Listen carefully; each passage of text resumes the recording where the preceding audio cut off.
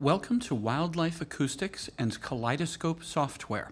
In the previous video in this series, I explained how to download the free installation of Kaleidoscope software and how to use the viewer window to examine and audition a wildlife recording.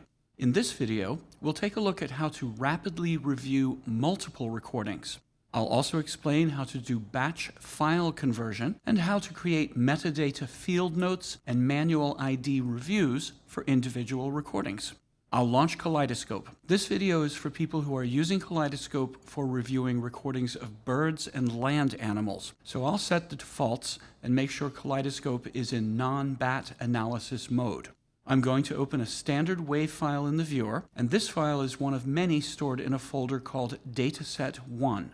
There's also a second set of recordings in a folder called Dataset2. Both of these folders are within the same overall folder or directory. The selected file opens in the viewer window. If I want to view other files in the same folder, I can use these arrow buttons. I can also use the up and down arrow buttons on my keyboard as a shortcut. In order for the keyboard shortcut to work, I must first click on the spectrogram in order to make it the window of focus. In addition to toggling through the files in the same folder, I can also advance Kaleidoscope to look at the second folder of recordings. This is a very fast way to review multiple recordings that are organized within different folders or directories. If I want to create field notes and manual ID reviews for these recordings, that's where batch processing comes in. I'll close the viewer and I'm back to the control panel.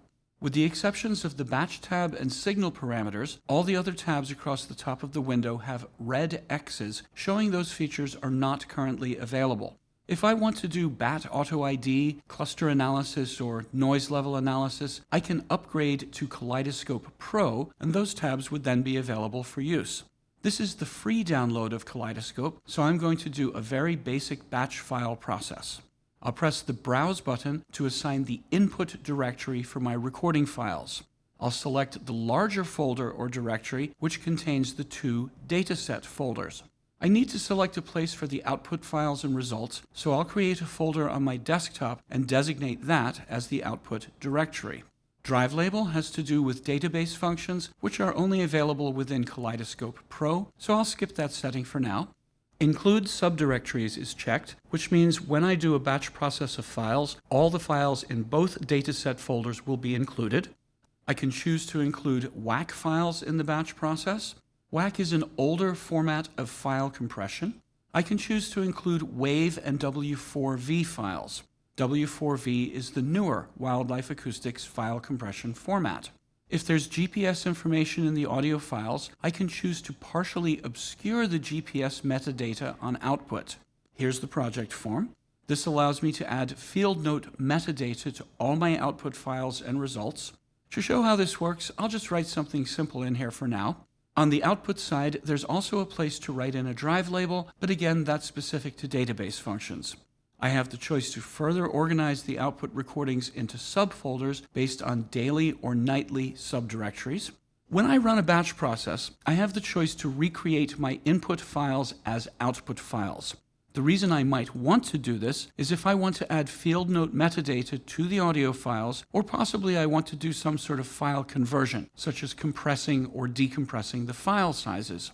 If all I want to do is look through my recordings to create a spreadsheet describing those recordings, I do not need to recreate new audio files on output. If I do recreate audio files on output, I can choose to limit the file size of the output recordings. Files larger than the maximum set duration will be split into smaller files. Perhaps I have an hour-long recording, for example, but I'd like to cut that up into 6 10-minute files. This is a handy way to turn very large recordings into smaller, more manageable recordings. I'll check this box if I want to create WAV files on output. If I don't want to make new copies of the audio files on output, I can leave this unchecked. If I do create new audio files on output, I have the option to reduce the file size using W4V compression. These options are grayed out because they are specific to bat analysis mode. And lastly, I have the option to output GPS information from my files to a CSV or KML file. The example recordings I'm using today don't have any embedded GPS information, so I can just leave that option disabled. That's it. Now I'll run the batch process. Once the batch process is complete, I'll take a look in the designated output directory. I see the newly created output files, which are still organized into their separate subfolders. The db batch file is used to upload metadata to a database. The log file keeps a record of each step of the batch process and can be used for diagnostics if something goes wrong. The settings file keeps track of all of the settings in Kaleidoscope that were used for the batch process. A settings file can be opened from the Control Panel File menu to restore all the settings that were used in the batch process. And finally, here is the meta.csv file. I can open this file by choosing Open Results from the Control Panel File menu. When I do that, the viewer window opens to display the first file from the batch. A second window has also opened, and this is the results window that represents the underlying meta.csv file. I'm going to edit the visible columns in the results window. I'll hide the columns that are specific to bats, and I'll choose to show the notes column.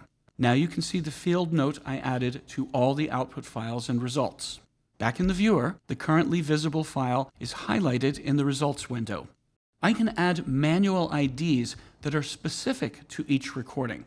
I can write into the identification field and press Enter or Return.